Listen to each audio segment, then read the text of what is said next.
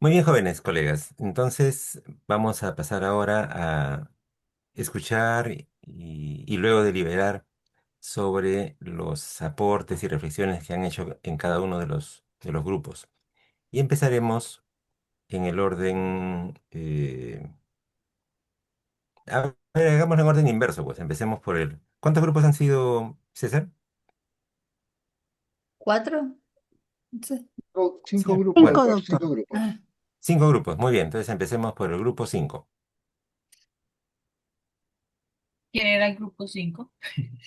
No sabemos los números de los grupos. Ah, no Nosotros, sabían el número. doctora, No Muy es sabemos. buena nosotros, pregunta. doctora Dolly, Doctora Dolly, ¿es el Grupo grupo 5? 5. ¿Quién y es el partimos grupo nosotros. 5? Elizabeth Amaya. Doctora Ah, Dolly, yo. Jorge Sánchez, José Sí. Copado y Rodrigo Burgos. Listo. A ver, doctora Bueno, Dolly, lo listo, escuchamos bueno, entonces. casualmente la relatoría pues la tomé yo. En el grupo, pues como decía doctor Mendoza, todas las universidades venimos hace rato ya trabajando alrededor de buscar la participación activa de los estudiantes en su aprendizaje. Hace rato en muchas universidades nos dimos cuenta que la magistralidad poco aporta pues en ese proceso de aprendizaje. Encontramos en los grupos diferentes estrategias, desde una muy interesante, lo que es salud en la comunidad y estrategia de vinculación con el medio. Se llama a través de proyectos y a través de participación de estudiantes en el medio comunitario, que le permite pues a través del relacionamiento con la comunidad aprender sobre los problemas de salud y las situaciones y de cómo aportar también en la educación hacia la prevención de la enfermedad y a la detección temprana. Esa la tenemos varias universidades. Obviamente, pues en la parte de la inserción de la simulación clínica, todas las universidades pues tenemos la implementación, algunos desde en la parte de lo que son ciencias básicas, tenemos todo el tema, algunas tienen la utilización de los visores para el aprendizaje de anatomía. Muchas contamos también con las tablas digitales, la Anatomash, para la integración de la anatomía con la embriología y la histología y la integración de la fisiología, todos estos también en el ciclo básico. También otras universidades en búsqueda de la resolución de casos, integrando los contenidos tanto de las ciencias básicas como lo de los contenidos clínicos. Se utiliza el ABP, también liderada con los docentes para la solución de los casos y buscando toda la parte del razonamiento médico clínico. Hay universidades que tienen 4 momentos de evaluación para razonamiento médico clínico y se hace con actividades de trabajo en grupo, en donde se integra ciencias básicas y también pues la parte fisiopatológica y toda la parte de los ciclos de vida adulto, niño, mujer. También les contamos, yo les traje pues un ejemplo, nuestra universidad tiene declarado el modelo de enseñanza como modelo constructivista. Como lo tiene declarado, pues se hace capacitación permanente. Todo docente que se integra a la universidad recibe un diplomado de educación superior, de educación universitaria en el modelo constructivista. Obviamente, pues se abordan las bases conceptuales, pero se lleva a que los docentes aprendan estrategias de este corte, del modelo constructivista. En la universidad desarrollamos una estrategia que se llama seminario nuclear o proyecto nuclear. Los estudiantes de cada semestre identifican un problema de época, ya dependiendo del nivel en el que esté. Entonces, ella les daba el ejemplo, los jóvenes que están en primer semestre, en donde ven organización y procesos celulares, toda la parte de la biología molecular, la bioquímica, la visión general del cuerpo humano, etcétera. Ellos por grupos identifican problemas de época alrededor de virus, bacterias, la parte celular, molecular, y utilizando los elementos conceptuales de las asignaturas que ven en cada semestre, tratan de analizar y de darle respuesta al problema que ellos mismos definieron que iban a darle respuesta. Esto se hace de manera escalonada y se va complejizando por ejemplo, en quinto semestre, en donde es un semestre bisagra entre las ciencias básicas y las ciencias clínicas o el ciclo profesional, se trabaja ya con un paciente real, con una patología, un caso, y se integran toda la parte conceptual y se analiza el problema que tiene el paciente, tratando de integrar los conceptos de ciencias básicas y la parte semiológica, la parte incluso farmacológica y patológica. Les conté que también en este corte de la innovación, en nuestra facultad desarrollamos un foro, se llama de innovación en salud mental. Lo hacemos ya en noveno semestre, en donde ya los chicos están como en la última fase de salud mental. Nosotros la tenemos de manera transversal en 3 semestres. Y allí el reto para ellos, lo que se les dice es que piensen en algo nuevo en cuanto a la salud mental, ya sea para su diagnóstico, para su acompañamiento al paciente, para la parte preventiva o para el manejo. Entonces, igual, los jóvenes se distribuyen por grupos y cada grupo piensa en algo, se les deja la libertad de que ya ellos habiendo pasado por 3 ciclos de salud mental, piensen en algo de innovación que ellos quieran darle a la comunidad o quieran proporcionar al medio de la salud. Ha sido muy, muy, muy, muy satisfactorio ver ellos esa creatividad que tienen. Entonces han desarrollado desde apps para que las personas puedan identificar sus pensamientos, sus sentimientos, las emociones que tienen, la manera como están reaccionando ante sus familias, su trabajo, qué cosas tienen en su pensamiento. Y ellos vayan identificando el paciente, entonces está desde detección temprana, si tienen ideas de muerte, bueno, todo lo que va alrededor de las diferentes patologías de la salud mental. Y hay chicos que han desarrollado apps para, por ejemplo, hacer acompañamiento a un paciente que ya tiene determinados diagnósticos, ya habiendo pasado por un diagnóstico de psiquiatría o que está recibiendo medicación o paciente que ya salió de una hospitalización. Hay de todo tipo de innovaciones alrededor de la salud de la paciente posparto, en adolescencia, en infantiles, en el paciente geriátrico. Entonces, y eso ya al final, eso es para trabajarlo transversalmente durante noveno semestre y se hace una feria. Los grupos presentan el prototipo, porque pues generalmente, curiosamente, casi todos se van por un tema de una aplicación que le dé información al paciente, lo oriente y que lo canalice en caso de que sea un paciente que tenga signos ahí de alarma. Entonces, casi todos se van alrededor de estas estrategias, lo presentan en un foro de innovación de salud mental y al siguiente semestre quienes quieran hacer el desarrollo del prototipo lo hacen bajo el acompañamiento de unos docentes que tenemos que trabajan alrededor de la investigación y la innovación.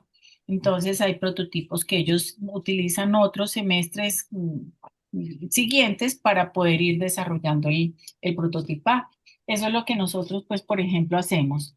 De resto, pues esto fue lo que más recogimos y todos en general están en esa línea de la implementación de la simulación y, como te decía, del trabajo en comunidad. Gracias. Excelente. Muchísimas gracias por la relatoría, doctora Dolly. Grupo número 4. Bueno, hola. Nosotros, bueno, somos todos de distintos países, los 5, así que, bueno, les voy a comentar de cada uno. Bueno, Américo, que es de Panamá, está en una facultad de medicina pública, tiene recursos limitados, refiere que tiene limitaciones económicas y que están apenas iniciando con simulación, con maniquí preferentemente y que le llamó la atención en la charla de hoy la transformación que se habló de la clase magistral en una metodología activa, por ejemplo, a través de un artículo o a través de videos. María Elena, que es de Colombia, refiere que tiene grupos de 35 estudiantes para las clases teóricas, grupos de 20 estudiantes para las prácticas de laboratorio, pero entre 5 y 10 estudiantes máximo para los talleres de simulación. Para las clases teóricas aplican distintas estrategias como lectura y después hacer un video para apropiarse de uno de los conceptos, ver la clase grabada previamente y luego llegar al aula únicamente para comentar las dudas, dar la teoría y luego hacer que los estudiantes se apliquen en la teoría en talleres grupales, los cuales se revisan durante la clase, o dar la teoría y hacer juegos en grupos para que encuentren el diagnóstico y al final entregar un premio como galletas, leer la teoría y hacer exposiciones en grupo en inglés para fomentar el inglés en el currículo y hacer pósters también de cada uno de los temas, por ejemplo, de cirugía general, y se exponen con un test de Socrative que saca temas en forma aleatoria. Bueno, también comentó en un momento que tenemos, bueno, que ellos tienen convenios con Johnson y Johnson o con Medtronic, pero que están abiertos a todas las empresas para que no haya conflictos de interés, lo cual, bueno, fue comentado favorablemente por otros países como para poder hacerlo. Mónica, de México, está en UNAM, es la universidad más numerosa, entre primer y segundo año, más de 140 grupos, tienen aulas virtuales autogestivas, utilizan también videos, ejercicios lúdicos con flashcards, plataformas con preguntas para evaluar, videos que enseñan la disección de partes del cuerpo por falta de cadáveres, repositorios para reforzar el contenido, tienen un centro de simulación también con simuladores de baja y alta fidelidad, tienen un proyecto de hospital virtual, una asignatura sobre salud digital, tiene muchos departamentos la universidad y también comentaba que tienen un microscopio virtual interactivo, lo cual hace que no todos tengan que tener su microscopio y un aula virtual de anatomía. Pedro, de Perú, trabaja en la Universidad Nacional San Marcos. Dice que por suerte tienen un importante campo clínico con convenios en entornos reales para las prácticas, pero que también están en proceso de generar entornos virtuales. Tienen un centro de simulación y aprendizaje con simuladores de alta fidelidad que utilizan en grado y en pregrado para entrenamiento de los alumnos para emergencias, ruidos respiratorios, ruidos cardíacos, etcétera, y también para posgrados, por ejemplo, en cirugía laparoscópica.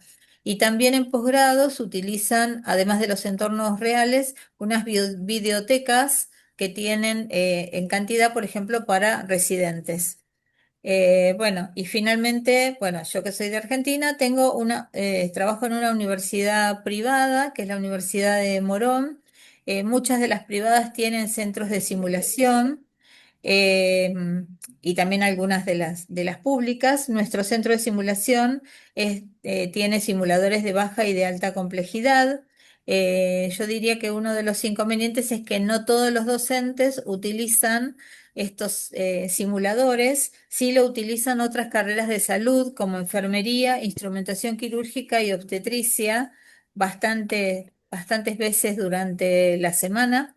Y bueno, una cosa que tenemos que hacer también, que ya las tenemos planificadas, son cursos de capacitación para los docentes en general. Tenemos también dos visores de realidad virtual, pero bueno, realmente es poco como para que tengamos en cuenta que esto puede ser una adecuada estrategia. Así que, bueno, esto sería de nuestro grupo multipaíses. Muchísimas gracias por la relatoría, doctora Margarita, y a todo el grupo 4 que a través de ella nos ha compartido también sus vivencias. Grupo 3. Sí, nosotros estuvimos en el grupo 3, discutimos un poco de las cosas innovadoras que hacía cada uno en sus lugares y luego tuvimos una discusión sobre ventajas, desventajas y algunos problemas que encontrábamos de cada una de estas cosas. Ahora, para forma de presentación, para que quede más ordenado, primero les voy a contar las cosas innovadoras que fuimos conversando y después de la discusión más profunda que tuvimos en el grupo. ¿Ya? Entonces, respecto a las cosas interesantes que discutimos y conversábamos, como resumen, las simulaciones prácticamente se ocupan en todos los lugares donde estábamos nosotros, pero nos llamó la atención de que las distintas aproximaciones de cada uno era lo que hacía más innovador o no. Ya hay una de las universidades que tiene simulaciones preclínicas y que las ocupan en las semanas de inducción y luego después las van repasando durante el año. O sea que antes de que tengan el contacto con los pacientes o alguna vez conozcan a algún paciente, ya tienen simulaciones previas para acercarse al ambiente, cómo sería el ambiente laboral, cómo sería el ambiente hospitalario. Eso nos pareció bien interesante. Otras metodologías de otras formas que encontramos, por ejemplo, no tan novedosas como por ejemplo el portafolio, pero sí discutimos un poquito que lo importante del portafolio es que promueve la autonomía del alumno, promueve el metaaprendizaje, pero lo importante es derivarlo y acercarlo a tareas ligadas a la reflexión. Porque en realidad hacer que escriban cuántas veces funcionaron un abdomen, la verdad es que no es algo que le va a aportar al alumno, pero sí hacerlos pensar en casos clínicos, agregar cosas interesantes que les puede pasar a ellos, ese tipo de cosas. Ese uso sí puede ser más innovador. Otra técnica interesante fue la generación de debates. Entonces, hacer que, por ejemplo, en grandes grupos, y un poco a la pregunta que hice yo al principio de la mañana, grandes grupos de 100 alumnos se pueden dividir en dos o tres posiciones, grupos más pequeños, 30, 40, con un tutor, y defender ideas, básicamente, aunque no estén de acuerdo con la idea. Entonces, eso, el de tener que defender una idea significa un montón de procesos mentales complejos, en donde el alumno tiene que entender lo que está haciendo, tiene que asirlo y segundo, después tener que proyectar qué es lo que piensa sobre él y tener que defenderlo. Entonces, eso es una súper interesante método como para tener grupos más grandes. Otras metodologías más novedosas, como por ejemplo, hay un curso que hizo un concurso de memes. Cada uno mandaba un meme y se decía después se les ponía no nota, pero se les evaluaba según qué tan interesante era y según el contenido. Otros que se les puede hacer observación de procedimiento. Entonces, por ejemplo, un grupo de 6 7 alumnos están mirando una endoscopía a un docente hacer una endoscopía, pero sin decirles nada. Entonces, una vez que termina la endoscopía, el docente les pregunta, oye, ¿qué te pareció el proceso? ¿Tú te fijaste qué tan profundo estaba el endoscopio? ¿Te fijaste cuándo había el cambio desde el esófago al estómago o del intestino delgado al grueso? Como que para que el alumno vaya observando y aprendiendo las cosas y después hacerles una retroalimentación de qué son las cosas que tiene que ir viendo. Entonces eso obliga al alumno a estar más atento, a estar pensando qué cosas pueden suceder y estar poniendo atención al ambiente. Otra cosa interesante también que se planteó era un chatbox de cáncer de colon, en donde se generan preguntas y respuestas dirigidas respecto a un tema específico. Entonces, se les hace justamente ir a hablar de un tema, pero no en una cosa como expositiva, sino que en esta cosa dinámica, para allá y para acá. Y por último, lo otro innovador que estamos viendo que se está repitiendo bastante es el uso de la IA. Hasta ahora, nosotros, por lo menos en nuestros equipos, la IA la estamos ocupando como un apoyo al docente. Básicamente, el modelos formativos asistidos por IA, ayuda de generación de contenido, de generación de las clases, ese tipo de cosas. Otros modelos como el aula invertida y todo eso también lo estamos ocupando con ayuda del IA, pero todavía no lo hemos llevado hacia los alumnos, ¿ya? Así que esos son como los modelos que hemos estado ocupando, que hemos visto. Y respecto a las discusiones, nosotros básicamente hay tres puntos como importantes que se discutieron bastante, que me interesa que los conozca todo el auditorio, porque lo que se conversó es que lo importante acá es actualizar el programa, o sea, cuáles son los objetivos que vamos a tener, el currículum, los resultados de aprendizaje, todo eso, y luego actualizar la metodología. Yo sé que se habló en la primera clase, en la segunda exposición, que en realidad es súper importante tener esto en claro, pero volvió a aparecer esto en la discusión y creo que lo que hay que llevarse para la casa es que tenemos que pensar que no perderse con las luces de la metodología y primero tener claramente a dónde vamos y después comprar los productos. Otra cosa que nos llamó la atención es que el problema que hemos identificado con la simulación es el cómo se hace, ya más que nada el tema con los docentes. ¿Por qué? Porque tuvimos dos ejemplos distintos. Uno en que hay una estructura de simulación separada del campo clínico, en donde hay una entidad simuladora que le presta servicios a la carrera y la ventaja que tiene es que tiene gente que está experta en simulación, pero el problema es que se genera una separación entre el campo clínico y la simulación. Entonces, el alumno va a un ambiente y después sale de ese ambiente y va al otro. Y no conversan mucho entre ellos porque los docentes son distintos, porque no tienen la capacitación, etcétera. Y la otra metodología es que es justamente lo contrario. Los mismos docentes de campo clínico hacen simulaciones. ¿Cuál es el problema que encontramos en ese sistema? Es que la simulación a veces no está hecha por la persona con mejor capacitación. Y ahí está de nuevo el problema, que tener personas capacitadas para ambas cosas es la parte difícil. Y donde vimos la resistencia de todas estas cosas, el cambio, la resistencia al cambio son los profesores, más que los alumnos. Los alumnos son nativos digitales, están aprendiendo, están en una etapa mucho más flexible, pero al docente es complejo decirle, mire, usted tiene que aprender simulación. No, yo todo el año lo he hecho así, yo toda mi vida lo he hecho así, y eso es la parte difícil, el cambio. Y la última discusión que tuvimos respecto a los ECOE, que si bien no aparecieron como estas cosas innovadoras, porque es algo ya sabemos que tiene un tiempo, es que es muy útil implementarlo, pero es muy difícil de implementar por la cantidad de rotaciones que tienen que haber, por la cantidad de material que se tiene que dar. Entonces, si bien es una muy buena herramienta para el proceso de aprendizaje, tiene que ser primero bien hecha, como a mí me tocó que no fue muy bien hecha cuando a mí me tocó estudiar, y segundo, que lo difícil de aplicarla hace que su rol sea mucho menos del que realmente debería tener. Entonces, esas son como las discusiones y las actividades que nosotros conversamos como para tenerlas aquí en el ámbito. Excelente. Muchísimas gracias, Ignacio, por la relatoría y a todo el grupo por sus interesantes aportes que han sido resumidos por Ignacio. Grupo número 2.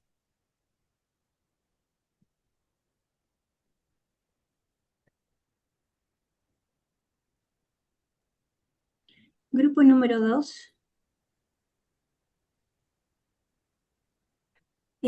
Somos nosotros, Sandrita. Sí, bueno, no sé si, creo que todos trabajamos como relatores.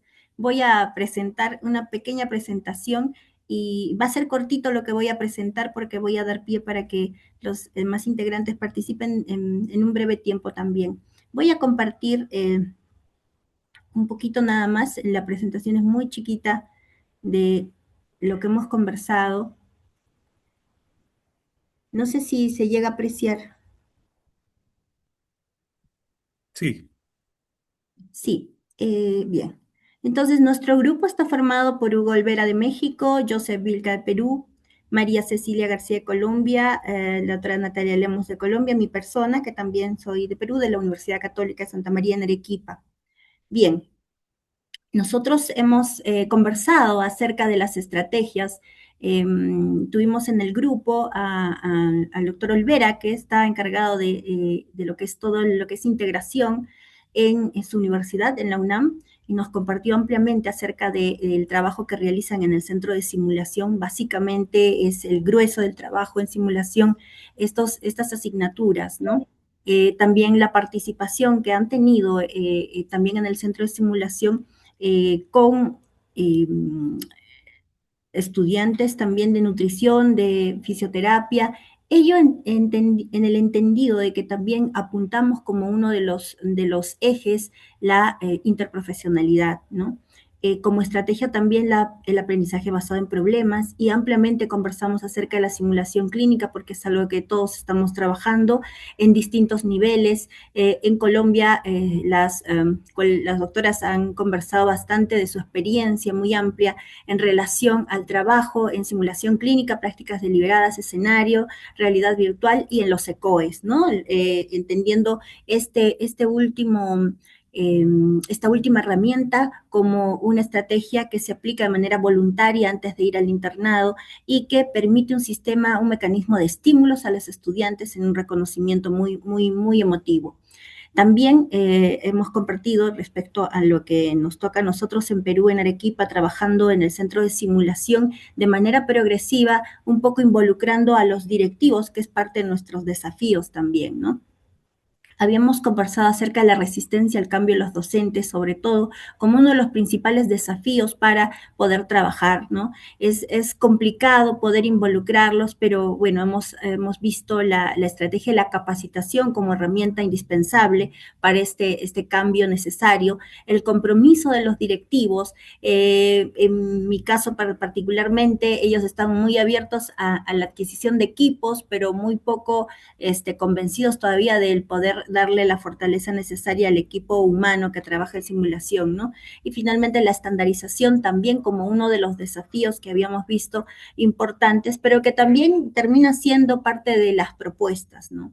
Estas propuestas que tienen que ver, como decíamos, capacitación para los docentes, motivándolos al cambio, los estímulos, un sistema de mecanismos de estímulos que no necesariamente tienen que ser onerosos, ¿no? Era muy emotivo la experiencia en Colombia de poder reconocer en una ocasión especial a los jóvenes que participan en, por ejemplo, en los ECOES, y también podríamos tener sistemas de estímulo para los docentes que participan de manera voluntaria y eficaz en las actividades de simulación, por ejemplo, elaboración de carpetas de trabajo y otros mecanismos que puedan ayudarnos a poder superar estos desafíos. Ahora yo quisiera dar lugar a los integrantes del grupo 2 que quieran complementar esta pequeña parte inicial de nuestro trabajo.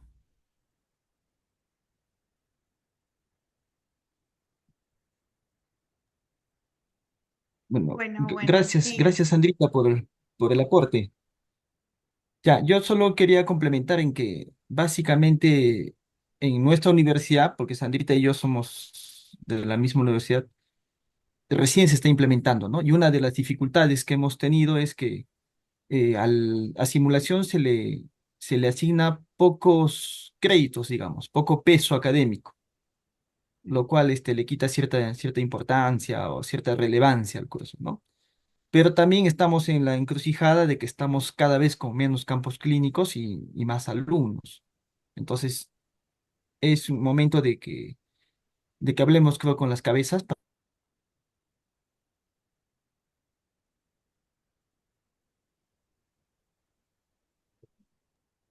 Gracias, Sandra, y, por la Perdón, se me fue el presentación internet. Bueno, inicial. No sé si, y gracias. a Joseph también, por el complemento. No sé si alguien más del grupo 2 quisiera complementar. Entonces pasamos al grupo uno. Grupo uno, por favor. Sí, muchas gracias. Si me permitieran compartir pantalla rápidamente, por favor. Am,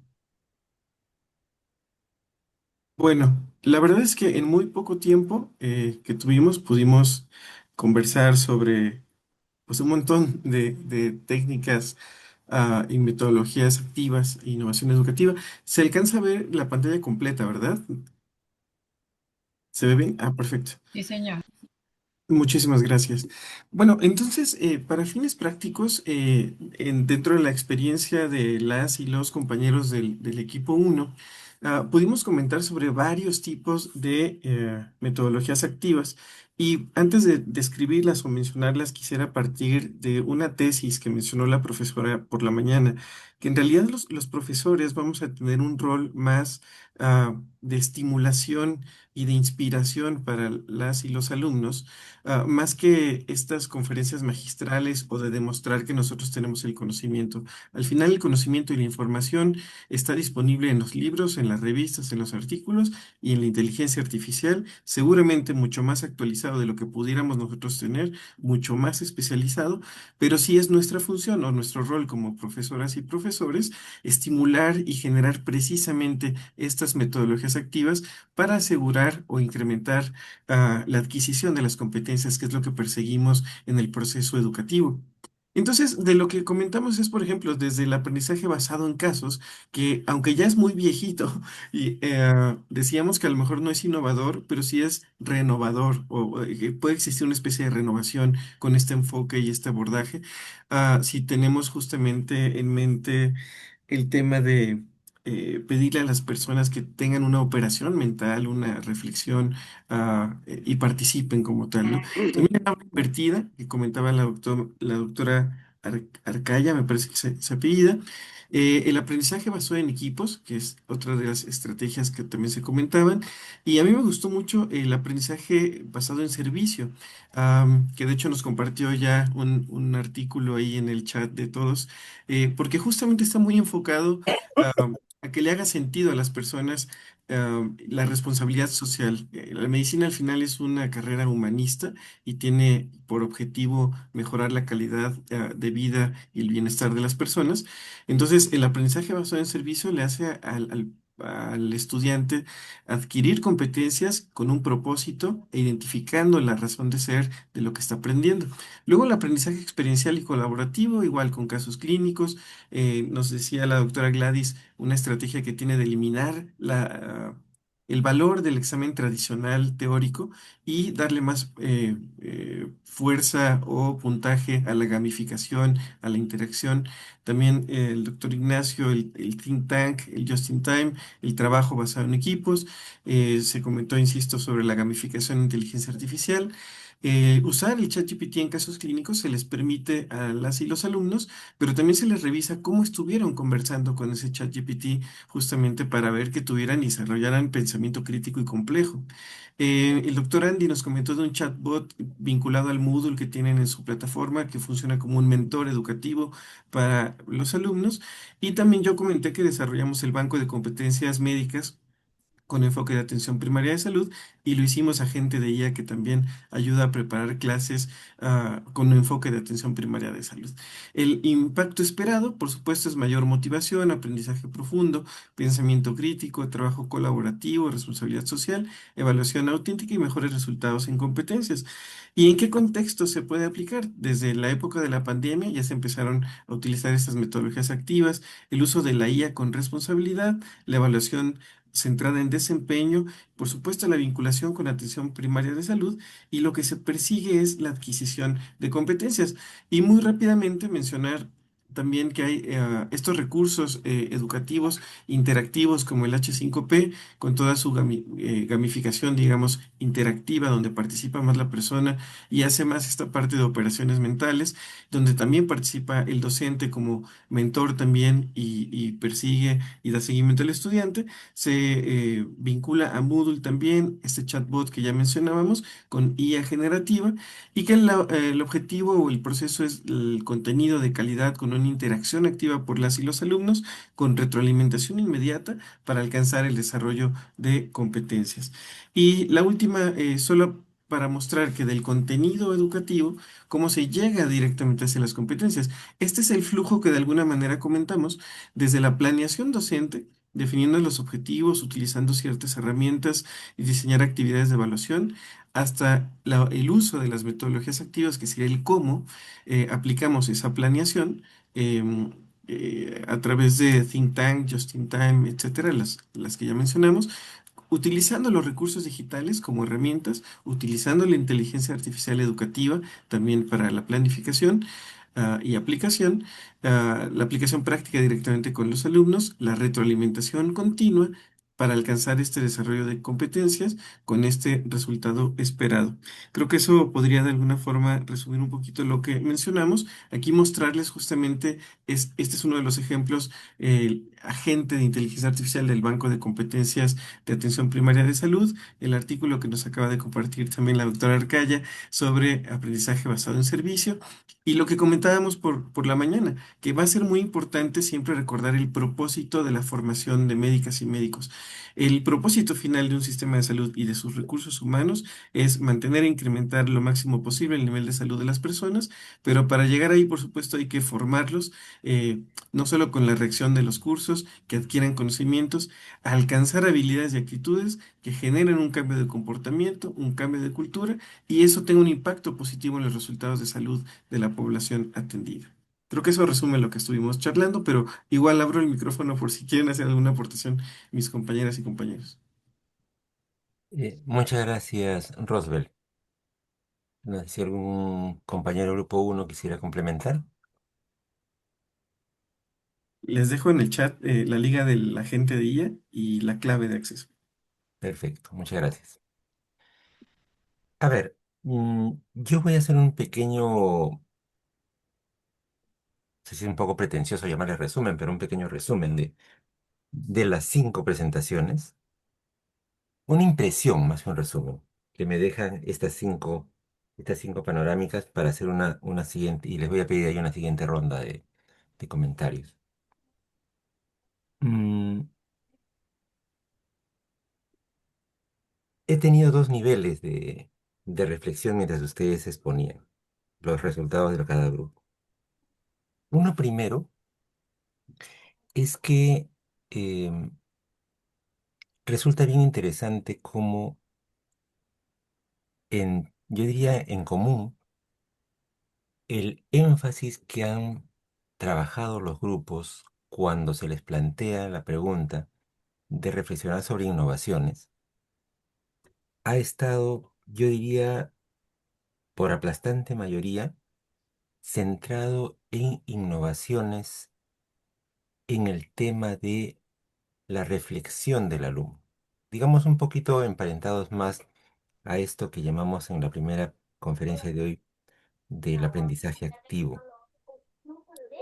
Em, y más bien la innovación desde el punto de vista tecnológico vía simulación ha sido mencionado también, pero con un tono muy bajo. Es decir, como que lo que tenemos en este momento en el pensamiento colectivo es innovación entendida sobre todo como de qué manera logramos que nuestros alumnos piensen diferente, construyan su conocimiento de manera más significativa, más reflexionada, y poniendo en un lugar de mecanismos de apoyo temas como simulación, inclusive esas tecnologías más recientes como el tema de la inteligencia artificial y de los chatbots. En otras palabras, siento que hay un énfasis muy fuerte de preocupación de los participantes en esta comprensión y desarrollo de el pensamiento del alumno como foco central de la innovación. ¿Y por qué quiero explicarles por qué hago esta reflexión? Porque hemos estado en situaciones similares con grupos parecidos años atrás y al plantear esta pregunta, el énfasis de la discusión iba fuertemente al tema de simulación. Es decir, hace pocos años, cuando uno pensaba, bueno, ¿qué innovaciones tenemos en la enseñanza de las ciencias de la salud? Todo se iba directamente al tema de los centros de simulación, de los ECOs, etcétera, ¿no? Y eso, en este momento, lo vemos en otra perspectiva, ¿no? Lo relativizamos, en el sentido en que sí es importante, es valioso. Muchos de nosotros seguramente ya lo tenemos hasta incorporado y quizás sea también parte de eso, o sea, ya está tan incorporado que ya lo hemos normalizado, o sea, ya no es innovación, ¿no? Estamos ahora tratando de innovar en otras cosas y por lo tanto aquello que ya está incorporado eh, ya como que no nos parece que lo es. Em, y de hecho hay un abanico muy grande. Creo que este resumen que ha presentado Roswell es bastante abarcante de lo que se ha mencionado con los mismos nombres o con otros diferentes nombres en todos los grupos. Esa fue mi primera reflexión, o sea, cómo estamos, digamos, en qué estamos pensando o qué reflexión nos suscita el prompt, para usar el lenguaje de moda. Cuando hablamos de prompt innovación, ¿qué cosa viene a nuestra mente? Pero lo otro también después de eso, mientras seguían exponiendo, me llamaba la atención otro tema, que uno de los grupos lo hizo especialmente patente, cuando decía, está bien, esto es para nosotros la innovación, todas estas posibilidades que se abren y que venimos llevando a cabo en nuestras diferentes facultades. Y en todas, si bien es cierto, uno plantea como el foco de la innovación el aprendizaje centrado en el estudiante y diferentes modalidades de ello, se hace notar que para poder avanzar en eso, el elemento capital y que podría ser un factor bloqueador o limitante es el docente. Em, y por lo tanto, eso desencadena todo otro capítulo. Y es, y que no lo hemos tocado en realidad. Y que ya después de verlo claro con ustedes, de repente lo planteamos para la siguiente cohorte o en esta cohorte más adelante, que son las innovaciones en el proceso de formación del docente. Porque si no logramos que el docente innove y digamos, se compre el pleito de la innovación, entonces lo otro va a ser, claro, vamos a seguir tratando de hacerlo, pero siempre sintiendo que allí el equipo docente no nos está ayudando. L- Y ahí se ha mencionado la importancia de hacer capacitación a los docentes, de tener mecanismos de estímulo a los docentes, porque de todas maneras un estímulo siempre ayuda. Para eso está. Otro elemento que también me hace pensar estas reflexiones vuestras, queridos colegas y amigos, es que una vez más se ratifica la sensación que tengo siempre en estos cursos de que nosotros somos una muestra sesgada. Es decir, los participantes en nuestro programa son, para empezar, colegas comprometidos con la enseñanza médica, que tienen ya un rol de liderazgo en sus respectivos espacios de desarrollo profesional y personal. Y por lo tanto, uno de los elementos que valoran mucho es la metacognición en los propios participantes y en nosotros mismos, que nuevamente es un tema que no es sencillo, porque es muy sencillo hablar de, pero no ponerla en práctica. Y lo que yo siento en esta discusión es justamente la puesta en práctica de ese proceso de reflexión sobre finalmente cómo es que aprenden nuestros participantes, alumnos en nuestras carreras, y cómo es que logramos que nuestros colegas docentes aprendan esa forma nueva de desarrollar conocimiento con sus alumnos. Y como lo mencionó también, creo que uno o dos de los grupos, ¿cómo hacemos de esto un tema de aprendizaje organizacional en las instituciones? Porque si no tenemos, no solamente, digamos, liderazgo del más alto nivel, de la autoridad, sino también establecidos elementos presupuestales, de inversión, de recursos en el entorno en el cual estamos, entonces el avanzar se torna mucho más difícil. En resumen, lo que siento es un énfasis muy fuerte en el componente humano del aprendizaje y de la innovación, más que en el componente tecnológico, de tecnología aplicada, en este caso a través de instrumentos, herramientas y diferentes formas de simulación.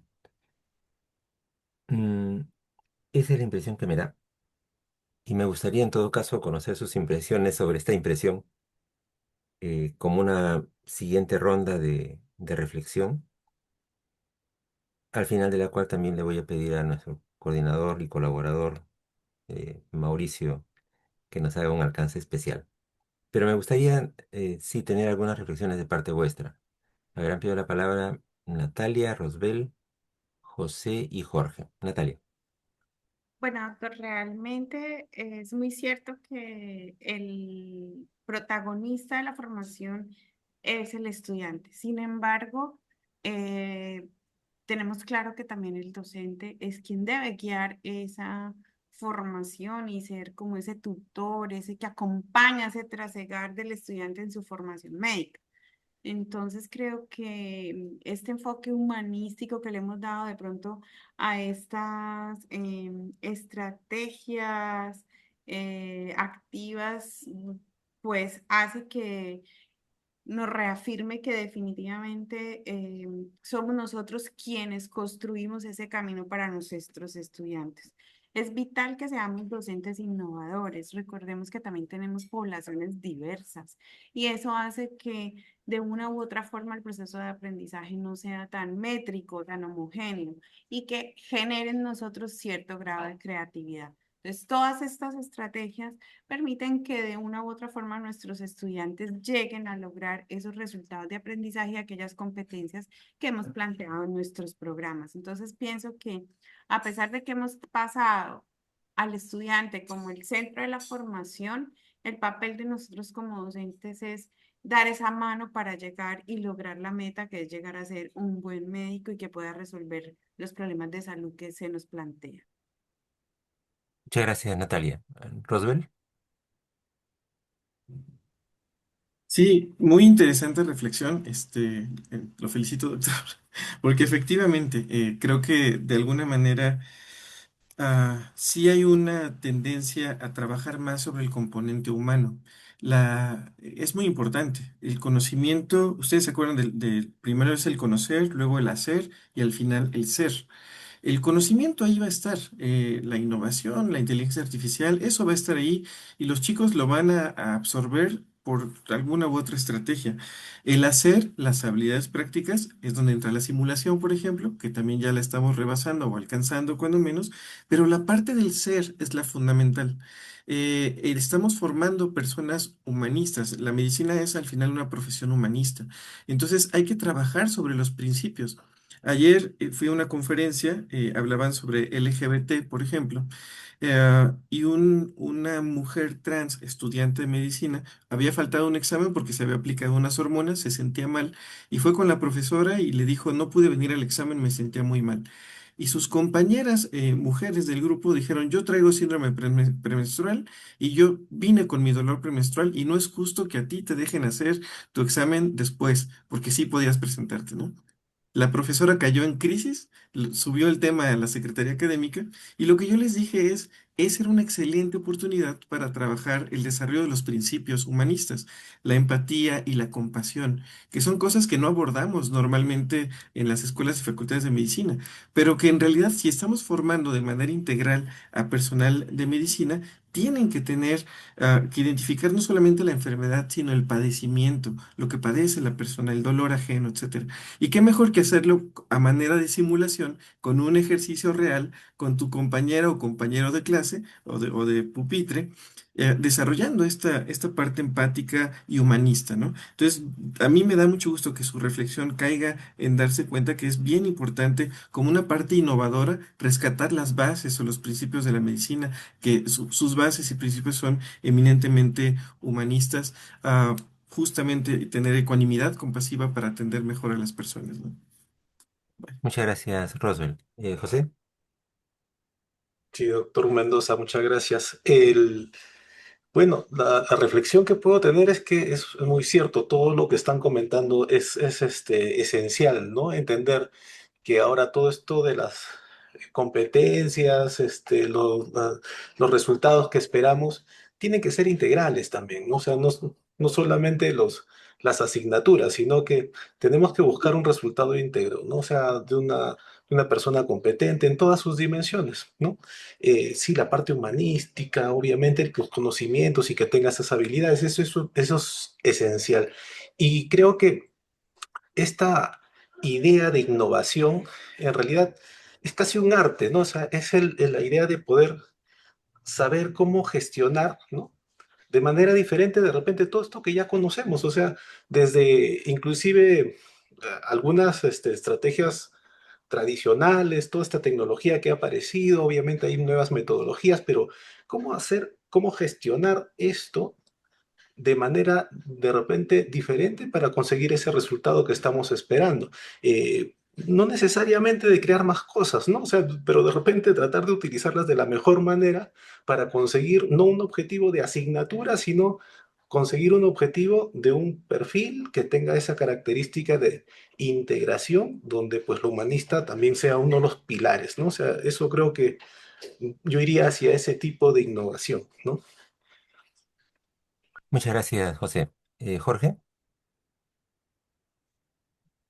Sí, doctor Pedro, cada que realizo una reflexión sobre el tema y me ha pasado como las últimas 3 sesiones, siento como que me va a explotar la cabeza, ¿no? Con las reflexiones, pero siento que o sea, temas que estamos mirando que a veces los socializamos y lo platicamos como que muy sencillos, pero se convierten en temas bastante densos, en el sentido de ahorita el caer en cuenta que, o sea, a mí lo que me ha pasado mucho en la universidad es que de pronto en la parte de las coordinaciones es un ir y venir tanto con docentes con estudiantes y como si se volviera una batalla campal entre que el estudiantado y la generación no están dando su máximo esfuerzo y de parte del estudiantado una queja hacia el docente de que no están teniendo las herramientas actualizadas para poder generar el conocimiento de la mejor manera que ellos quisieran o que no le entienden a veces instrucciones, ¿no?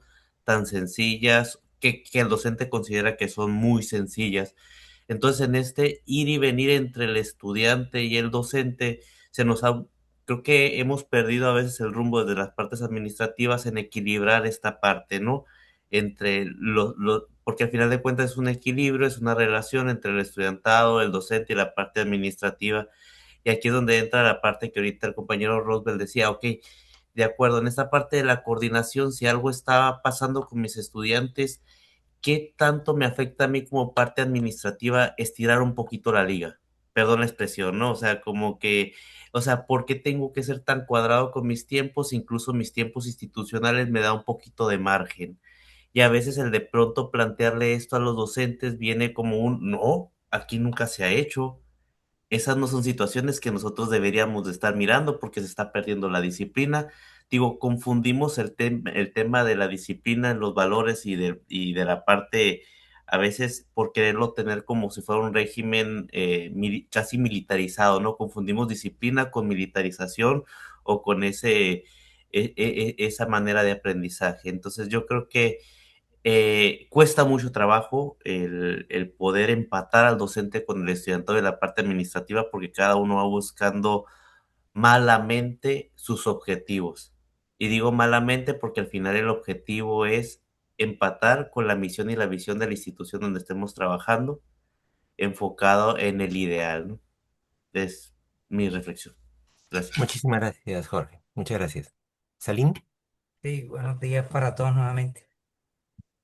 Bueno, por ahí dicen que los abuelos tenían razón, ¿verdad? Cuando usted hace su primera reflexión respecto a la simulación, y hoy casi no lo tocamos, es porque ya todos entendimos en algún momento que la simulación era importante, era una forma de dar un ejemplo, un buen ejemplo. Por eso ya estamos trabajando es en el perfeccionamiento de la simulación y tenemos grados diferentes de implementación. Hoy con la inteligencia artificial lo que tenemos que hacer lo mismo, es saberlo utilizar para poder dar un ejemplo adecuado. Y eso lo hablamos desde todos los puntos de vista, social, cultural, académico, en términos generales. Y lógicamente, y también es un adagio popular que no siempre el mejor profesional es el que sabe enseñar. Podemos enseñar a los estudiantes, a los profesores a ser profesores. Pues sí, hay que darle unos tips y hay que enseñarle a enseñar.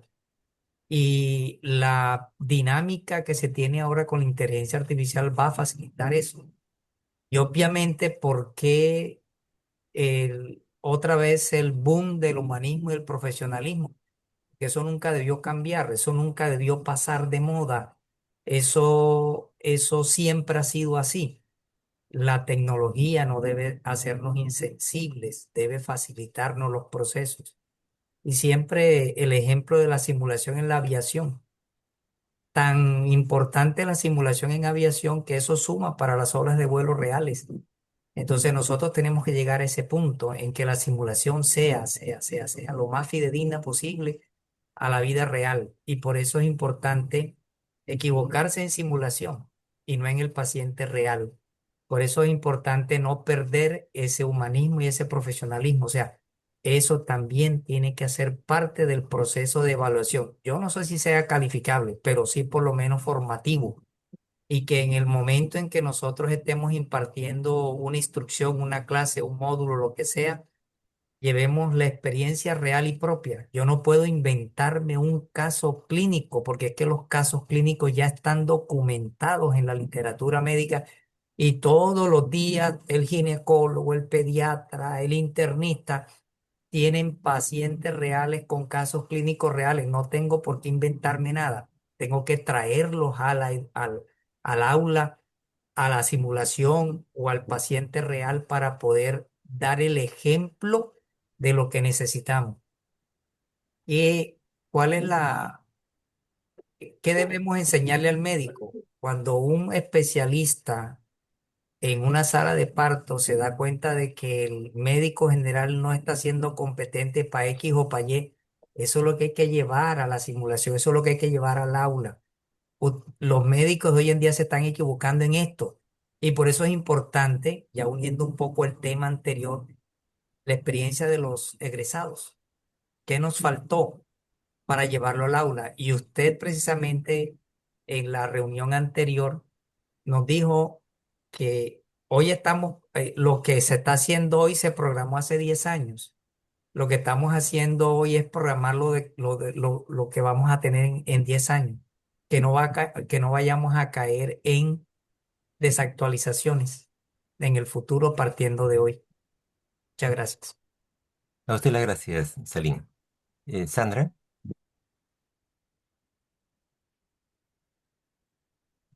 Muchas gracias.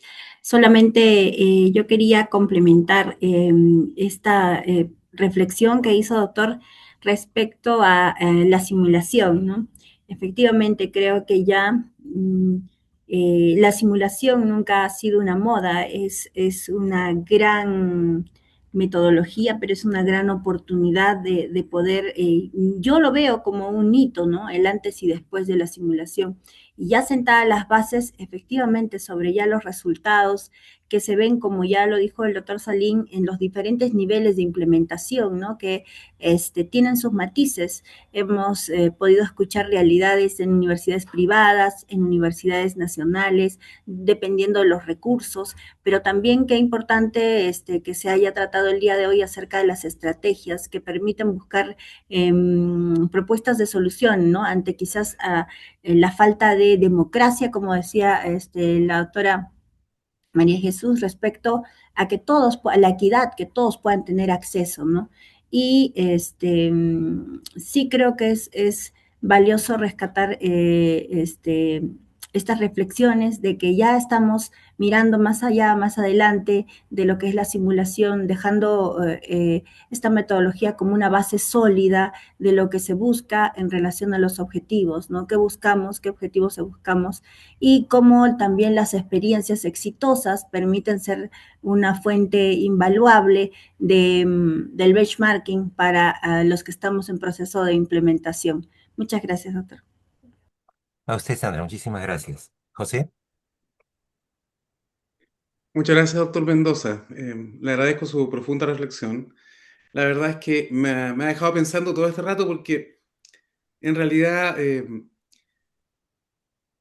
cuando leí el informe de Lorza alguna vez, educar es un tesoro, con estos 4 pilares fundamentales, quizás el más importante, el de aprender a hacer, me doy cuenta de lo importante que hacemos nosotros. Me siento muy complacido y orgulloso de poder participar con este selecto grupo de docentes que en el fondo está cambiando la vida de otras personas que aprenden a ser médicos. Estamos integrando nuestras propias experiencias en el quehacer, pero también estamos aprendiendo a mirar qué más se puede integrar. Pero indefectiblemente el humanismo es la base de todo. Indefectiblemente es lo que determina nuestro camino a seguir, el modelo que queremos dejar en nuestros alumnos, porque es la forma de trascender, ir más allá del ente. Yo lo entiendo así de alguna forma. Cada vez que cuando ejercía la docencia más personalizada en el aula o en el campo clínico, probablemente la felicidad más grande de uno es que esa otra persona ha recibido algo de uno. Hemos trascendido. Así que me siento tremendamente complacido con lo que he escuchado y creo que, como recién decía mi compañero de curso, el doctor Salim, en Latinoamérica tenemos un estilo que nos define y que probablemente es el amor por las demás personas y ser cooperadores y podernos entregar sin frialdad, o sea, con mucho cariño. Eso. Muchísimas gracias, José. Y finalmente la reflexión de Andy y a continuación el cierre por parte de Mauricio. Andy. Gracias, doctor. No sé si me logro escuchar. Sí, se escucha bien. Gracias, muy amable. Este, muy amable. Y acaba de comentar algo usted, doctor, que yo quería mencionar de otra manera en una intervención previa en relación con este componente humano de la innovación. ¿Qué ocurre cuando el docente ya sensibilizado, ya dispuesto a implementar los cambios, eh, ya tiene herramientas, ha tomado cursos? ¿Qué ocurre entonces, como hacemos nosotros los médicos clínicos, en la práctica? Ya en la práctica docente, en el aula. Implementar la innovación, las metodologías activas, requiere de, si no ensayo y error, creo que la mayoría de las veces los profesores nuevos experimentan una enorme frustración de no sentir que lo nuevo tiene algún alcance, algún impacto. Esto lo he visto en varias ocasiones con profesores a los que les hablamos de aprendizaje basado en problemas, aprendizaje basado en proyectos, uso de aula invertida. Y la primera pregunta después de algunas semanas de estar trabajando con los grupos es, ¿y cómo sé que esto está funcionando? Me siento incómodo, veo a los estudiantes incómodos, creo que no se comprometen. Hay varios comentarios pues, que tienen que ver con la incertidumbre de lo nuevo. En ese sentido, creo que es importante también, y esto siempre es una mística para mí, y es algo que trato de compartir con los profesores con los que he tenido la dicha de trabajar, es que hay que confiar en el proceso. Hay que confiar en el proceso porque el proceso tiene una razón de ser, tiene una metodología, tiene un alcance, y habitualmente, cuando lo vemos desde la acción, tiene una razón, tiene un sentido. Entonces, confiar en el proceso significa a corto plazo que vamos a sentir frustración, que vamos a sentir que lo innovador tal vez no sea lo que esperábamos, porque nos lo dibujan muy lindo, de grandes resultados, de mucha interacción, y pudiera no resultar. Y esto en algún momento incluso ser más negativo. Por lo tanto, yo creo que también es importante que a cada uno de los que participemos en este trabajo conjunto, porque bien lo dijo el doctor José, todos somos un grupo, si bien yo quisiera decir escogido, afortunado, de gente que comparte una visión muy común. Es cierto también que nuestra responsabilidad es llevar esto a otras personas que tal vez estén algo más distantes de todo lo que implica la educación médica, pero que están insertos. Entonces, para mí es muy importante aclarar que hay que confiar en el proceso. Y confiar en el proceso requiere de un compromiso, si no ciego, sí tal vez de apertura, y donde quien se considera experto acompaña y da ánimo. Entonces, nada más quisiera hacer esa aclaración porque creo que es importante para todas y todos. Gracias. Por supuesto que sí. A usted las gracias, Andy. Bueno, y la palabra es el cierre con broche de oro con Mauricio Soto Suazo. Mauricio, te escuchamos. Ok, muy buenas tardes. Sí, estaba escuchando a todos con mucha atención y correlacionando con otros eventos que se van haciendo de manera paralela, con otros tipos de innovaciones o situaciones que están emergiendo como la inteligencia artificial. En la inteligencia artificial se está hablando mucho sobre el aspecto ético, pero también siempre se cae al mismo punto, y así ya quiero ir con el proceso de innovación, es que es importante que el docente conozca la tecnología y conozca sus limitaciones y enseñe los aspectos éticos a nivel de la inteligencia artificial a sus estudiantes. Si el docente no conoce lo que es un chat GPT, no conoce lo que es un cloud, no conoce lo que es un Elixir, cuáles son sus limitaciones, para qué sirve, indudablemente que él no va a poder ser un interlocutor válido con los estudiantes y no va a poder enseñarlo. ¿Por qué voy a allá? Porque hablamos mucho de lo que es la innovación, pero la innovación no se hace desde un escritorio, no lo hace el líder arriba y lo impone. La innovación realmente lo hacen los docentes. Y para que los docentes puedan realizar la innovación, ellos tienen que estar capacitados. Cuando ustedes ven instituciones en las cuales han cambiado en un 180 grados su modelo educativo, de un modelo flexneriano a un modelo en espiral, que son diametralmente opuestos, uno dice, bueno, lo lograron, veamos cómo lo hacemos, pero cuando uno ve la progresión de eso, se demoraron 10 años. 10 años en provocar el cambio del modelo educativo. Y lo primero que ellos hicieron como inicio fue capacitar a sus docentes para evitar lo que he estado escuchando de manera reiterativa aquí, que es que el docente me dice, si yo hago las clases así, lo he hecho así durante 30 años, ¿por qué lo voy a cambiar? Entonces, primero provocar el cambio cultural, y el cambio cultural se hace perfeccionando a los docentes. Hay unas dos o tres universidades que yo conozco que han cambiado su modelo educativo y ellos comenzaron enviando a sus coordinadores de asignatura a perfeccionarse al extranjero. O trajeron profesores del extranjero a que perfeccionaran sus coordinadores de asignatura y después sus propios coordinadores de asignatura o encargados de asignatura ayudaron a perfeccionar a los docentes que componen la asignatura. Y eso provocó que no hubiese resistencia al cambio, a las innovaciones, y las innovaciones fueron implementadas. Pero ¿se dan cuenta de dónde nace? No nace de una idea de papel, de escritorio, que voy a cambiar las innovaciones, que voy a aplicar esto y después lo mando para que se aplique. No, de manera paralela que yo voy pensando en el cambio, voy pensando que tengo que capacitar a mis docentes. Porque si no los capacito, indudablemente que voy a tener resistencia y mi logro como líder, director de escuela, decano, vicedecano, director de OFEN, el cargo que usted ocupe, el impacto va a ser cero. Así que lo primero que todo siempre hay que pensar que quienes realizan el cambio, los que están en el aula, los que están en el hospital, los tutores clínicos, los docentes de auditorio, de trabajo práctico, etcétera, son los que deben estar capacitados y deben conocer muy bien la innovación para poder aplicarlo. Lo segundo es que en todos mencionaban el término de humanización y en todas partes sale. O sea, cuando uno va a un congreso de inteligencia artificial, cuando uno va a un congreso de análisis, de planes de estudio, dice, ¿cuál es la falencia que tenemos? Humanización. O sea, la mayor falencia que tienen los currículos de medicina es la humanización. Ya el diagnóstico lo tenemos claro.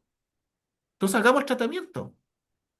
Ustedes como muy buenos médicos saben que primero hay que hacer el diagnóstico, después la hipótesis diagnóstica va a ser el diagnóstico diferencial. Entonces el diagnóstico ustedes lo tienen claro. Comiencen a hacer la hipótesis diagnóstica para llegar al diagnóstico diferencial y hacer el tratamiento terapéutico. Háganlo, esa es la secuencia. Lo que ustedes saben desde el punto de vista clínico, aplíquenlo a nivel del proceso de enseñanza-aprendizaje. Es exactamente lo mismo el procedimiento. Y hacia allá quiero ir a sobre procedimientos que usted tiene que aplicar, más que fórmulas. Fórmulas hay muchas, pero las fórmulas dependen del entorno, dependen de los docentes y dependen de la institución. ¿Y por qué dependen de la institución? Porque cada institución tiene su modelo educativo y sus carreras tienen que estar de acuerdo al modelo educativo institucional. No pueden aislarse ni hacer algo diferente. Y es por eso que cuando escucho tenemos que hablar con los cabezas para que nos ayuden, que nos estamos quedando sin campo clínico para ver la simulación, sí, pero no lo enfoquen sobre una necesidad de campo clínico, enfóquenlo sobre al modelo educativo institucional. Si el modelo educativo institucional está centrado, ¿sí? Indudablemente que el vicerrector académico o el director de docencia va a entender perfectamente cuál es la importancia de aplicar esa metodología, porque va de acuerdo al modelo institucional, al modelo educativo institucional, y en eso hay que fijarse mucho. Y lo otro que también veía, escuchaba, perdón, más que ver, que hablaban de la importancia de las innovaciones docentes, que el norte es el perfil de egreso, exactamente. Eh, y para eso yo primero tengo que saber cuál es mi matriz de tributación de cada una de las asignaturas, mi perfil de egreso. Cuando yo realizo el proceso de matriz de tributación y digo la asignatura X es tal aporte al perfil de egreso, que es mi norte, y quiero ser reiterativo con esto, el norte de ustedes siempre va a ser el perfil de egreso, no va a ser la simulación, no va a ser el aprendizaje basado en problemas, no va a ser incluso la humanización, no, el perfil de egreso ustedes tienen que colocar cuál es el tipo de médico que quieren que salga con relación a los principios y criterios de humanización, y hacia allá tiene que ir todo. Tienen que construir su matriz de tributación. Cuando uno tiene en el plan de estudio toda la asignatura y dicen, esta asignatura me van aportando este granito de arena al perfil de egreso, me es más fácil aplicar la innovación. Porque digo, oh, la innovación, ¿qué es? ¿Para qué es la innovación?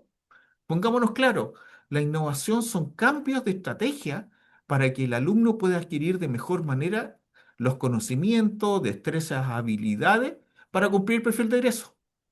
Ese es el objetivo de una innovación. Esa es una innovación. La innovación no es una técnica. La innovación no es una tecnología. La innovación no es la simulación.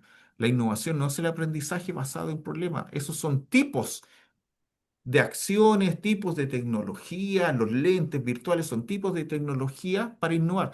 Pero la innovación son cambios de metodología de enseñanza-aprendizaje que me permiten al estudiante adquirir los conocimientos y que se llama, y lo mencionó la doctora Caterina, el enriquecimiento profundo de el cumplimiento del perfil de egreso. Entonces, si yo tengo trazado desde el ramo uno, desde anatomía, primer semestre, hasta el último internado, que puede ser el internado rural, en qué me tributa cada uno de esas asignaturas o módulos o el nombre que ustedes le tengan en sus diferentes países al perfil de egreso, yo realizo innovación sabiendo que la innovación te va a tener como objetivo a que me adquieren esa tributación para cumplir el perfil de egreso.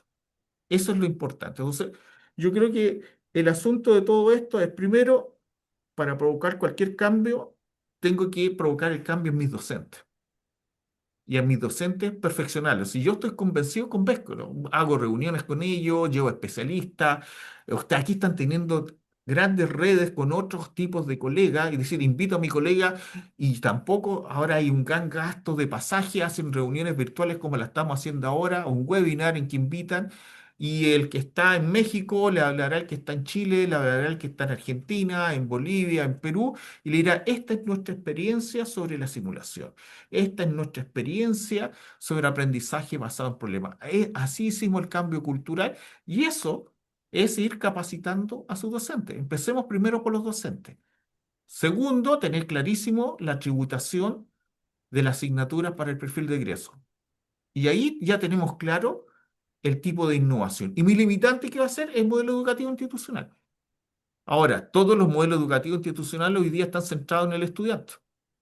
Y por ende, todas las metodologías activas, más que metodología, preferí, y hubo una doctora que nos hizo clase el año pasado, fue la doctora Willis, que nos dejó clarísimo que más que hablar de metodología activa, hablemos de actividades activas, aunque sea una redundancia. Pero así se escribió en inglés y fue traducido, porque como había una redundancia semántica, se tradujo como metodología activa. Entonces, hablemos de actividades activas. Entonces, los cambios no tienen que ser tan bruscos. Si yo estoy haciendo clases magistrales y quiero llevarlo a aprendizaje, a lo mejor yo tengo que hacer actividades activas dentro de esa clase magistral. 10 minutos de clase, termino y tiro dos preguntas para que haya un debate en la planilla. Uso lo que usan todo hoy día los teléfonos para que respondan a nivel del teléfono en un chat. Ahí estoy haciendo una metodología activa. Y estoy también aprovechando el cambio neurológico o neuropedagógico de nuestros estudiantes que antes tenían 20 minutos de atención, ahora tienen 3 o 4 minutos de atención. Y son tecnológicos y estoy ocupando. Y estoy haciendo una actividad activa. Eso es innovación.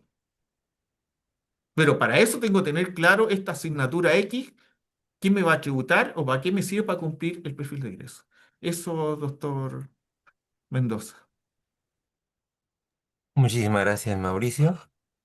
Y con estas palabras hemos cerrado, creo, de manera brillante esta sesión. Yo les agradezco muchísimo a todos ustedes su presencia, su entrega, sus reflexiones, su apertura a compartirlas en este espacio seguro, como siempre digo, es un espacio seguro en el cual podemos coincidir, discrepar, expresar y crecer como personas.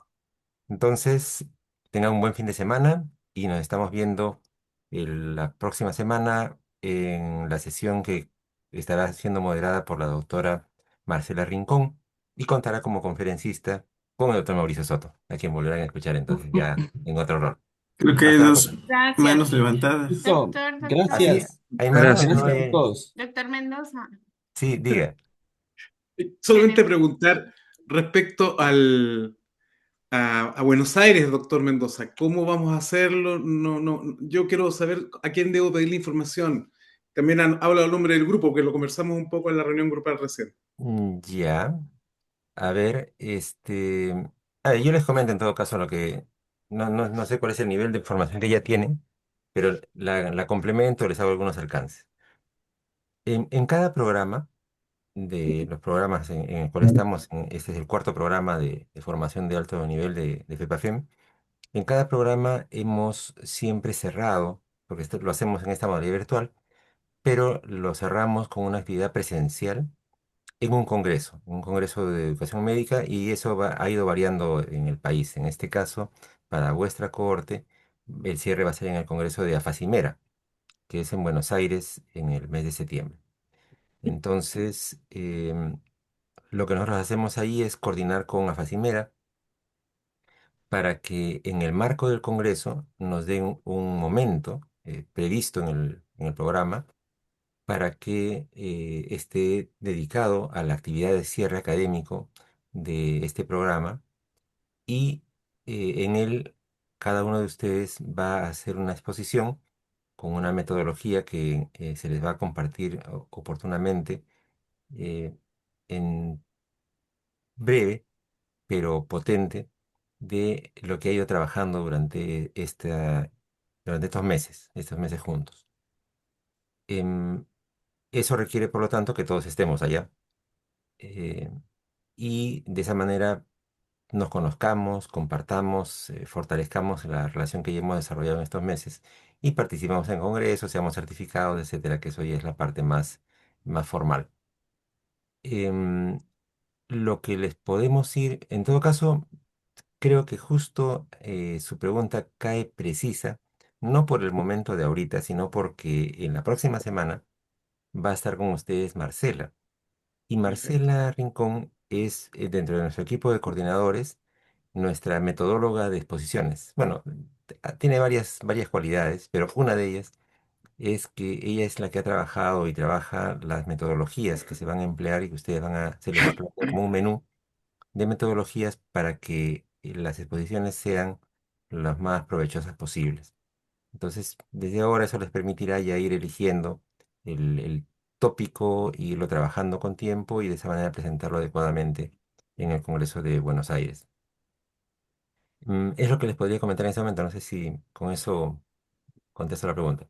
Doctor, Ya, gracias, doctor, doctor. mil disculpas. Sí, Le sí, acabo de Chile. colocar el link para que puedan ver la información del CAEN, programa, local de alojamiento, inscripciones, presentación de pósters en el WhatsApp de Cuarto Pagen.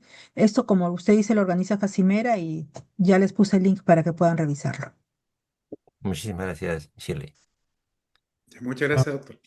Con yo ustedes, José. quedarme con las ganas. Es que me quedé picado un poco con el comentario A ver, a ver, del Rogelio, no doctor se quede con Soto. la gana. Perdón, y es que quiero justamente cerrar esa idea magistral que dijo el doctor Soto en relación al componente docente.